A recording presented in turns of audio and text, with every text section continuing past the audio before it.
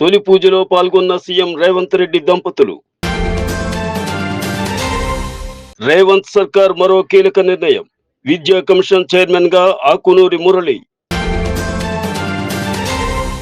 శ్రీశైలం మల్లన్నకు భక్తుడి ఖరీదైన కానుక ఏకంగా 108 బంగారు పుష్పాలు.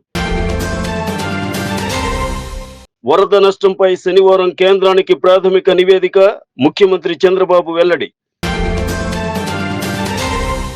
నేటి నుండి ఖైరతాబాద్ మహాగణపతికి పూజలు ప్రారంభం కానున్నాయి. ఆనవాయితీ ప్రకారం ఉగ్గుడూలు, బోనాలెత్తుకున్న మహిళలతో పద్మశాలి సంఘీయులు ఊరేగింపుగా మండపం వద్దకు చేరుకుని ఖైరతాబాద్ గణనాథునికి చేనేత నూలు, కండువ, గాయత్రి సమర్పించారు. ఖైరతాబాద్ లో గణేష్ వేడుకలను ప్రారంభించి 70 ఏళ్లైన సందర్భంగా ఈసారి 70 అడుగుల ఎత్తులో వినాయకుడి విగ్రహాన్ని సిద్ధం చేశారు. 7 అంకెకు ప్రాధాన్యమిస్తూ 7 తలలు, 7 సర్పాలు, రెండు వైపులా 7 చొప్పున మొత్తం 14 చేతులతో ఇక్కడి విఘ్నేశ్వరుడు కొలువు తీరాడు. ఖైరతాబాద్ గణేష్ ఉత్సవ కమిటీ 28 అడుగుల వెడల్పుతో విగ్రహాన్ని ప్రత్యేకంగా తయారు చేయించారు. 10 రోజుల పాటు మహాగణపతి భక్తుల పూజలు అందుకోనున్నాడు. ఈ నెల 15న ఘనంగా నిమజ్జన వేడుక జరగనుంది. ఉదయం 11 గంటలకు వినాయకుడికి తొలి పూజ జరిగింది. దీనికి సీఎం రేవంత్ రెడ్డి కుటుంబ సమేతంగా విచ్చేశారు. మధ్యాహ్నం 3 గంటలకు గవర్నర్ జిష్ణుదేవ్ వర్మ పూజలో పాల్గొననున్నారు. దేశంలోనే అత్యంత గొప్పగా ఖైరతాబాద్ గణేష్ ఉత్సవ సమితి గణేష్ నవరాత్రి ఉత్సవాలను గత 70 సంవత్సరాల నుంచి 1954 నుంచి 2024 వరకు దేశం దృష్టినంతా ఆకర్షించే విధంగా గణేష్ నవరాత్రి ఉత్సవాలు నిర్వహించి ఖైరతాబాద్ ఉత్సవాలను నిర్వహించడంలోనే దేశంలో గొప్ప గుర్తింపు, గౌరవాన్ని పొందడం మనందరికీ, తెలంగాణ రాష్ట్రానికి గర్వకారణం.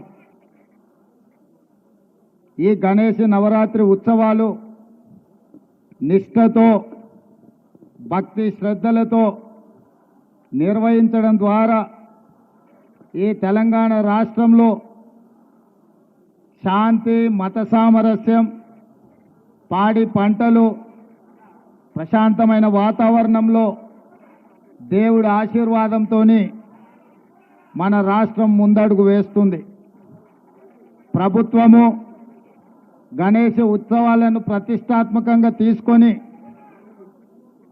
గణేష్ ఉత్సవ సమితి నాయకులందరినీ, నిర్వాహకులందరినీ కూడా సచివాలయానికి ఆహ్వానించి అందులో ముఖ్యంగా ఖైరతాబాద్ గణేష్ ఉత్సవ సమితి నిర్వాహకులను కూడా రాష్ట్ర ప్రభుత్వం అధికారికంగా సచివాలయానికి ఆహ్వానించి వాళ్ళ సమస్యలు తెలుసుకొని గొప్పగా ఈ ఉత్సవాలను నిర్వహించడానికి అన్ని రకాలుగా రాష్ట్ర ప్రభుత్వం సహకారం అందించడం జరిగింది. తెలంగాణలో విద్యా వ్యవస్థలో సమూలంగా మార్పు తీసుకురావాలని రేవంత్ రెడ్డి నేతృత్వంలోని కాంగ్రెస్ ప్రభుత్వం కీలక చర్యలు చేపట్టింది. విద్యా వ్యవస్థను పటిష్టం చేసే దిశగా ముఖ్యంగా ప్రభుత్వ పాఠశాలల్లో బోధన విషయంలో సరికొత్త విధానంతో ముందుకు వెళ్లాలని భావిస్తున్నారు. ప్రభుత్వ పాఠశాలను బలోపేతం చేసే దిశగా అడుగు వేస్తున్నారు. ఈ క్రమంలోనే ముఖ్యమంత్రి రేవంత్ రెడ్డి సర్కార్ మరో కీలక నిర్ణయం తీసుకుంది.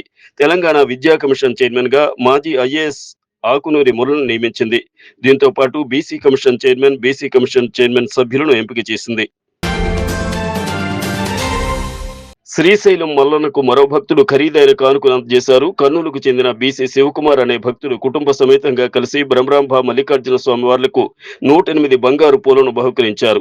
ఈ బంగారు పూలను స్వామి, అమ్మవార్ల కైంకర్యాలలో వినియోగించాలని దాత కోరారు. మొత్తం 108 బంగారు పూల బరువు 19 గ్రాములు ఉంటుంది. అమ్మవారి ఆలయ ప్రాంగణంలోని ఆశీర్వచన మండపంలో దాత వీటిని సీనియర్ వేద పండితులు గంటి రాధాకృష్ణ, పర్యవేక్షకుడు కె అయ్యన్న, అమ్మవారి ఆలయ ఇన్స్పెక్టర్ కె మల్లికార్జునకు అందజేశారు. అనంతరం దాత శివకుమార్ ను వేదాశీర్వచనం, స్వామి, అమ్మవార్ల శేష వస్త్రాలు, ప్రసాదాలను అందజేసి సత్కరించారు. వరద ప్రభావిత ప్రాంతాల్లో పేద, ధనిక తేడా లేకుండా ప్రతి కుటుంబానికి నిత్యావసరాల కిట్లను అందజేస్తామని ముఖ్యమంత్రి చంద్రబాబు తెలిపారు. 25 కిలోల బియ్యం, కిలో చొప్పున కందిపప్పు, చక్కెర, లీటర్ పామాయిల్, 2 కిలోల చొప్పున బంగాళాదుంపలు.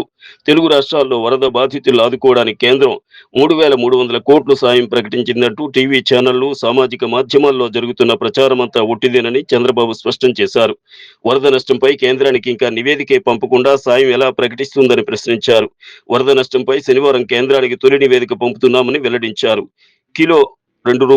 5, రూ. 10 చొప్పున కూరగాయల సరఫరా కొనసాగుతోందని, శుక్రవారం 40 టన్నులు పంపించామన్నారు. ప్రభుత్వ ప్రయత్నాలను అభినందిస్తూ అర్ధరాత్రి సమయంలో ఒక సాధారణ పౌరుడు రికార్డ్ చేసిన వీడియో వైరల్ అవుతోంది.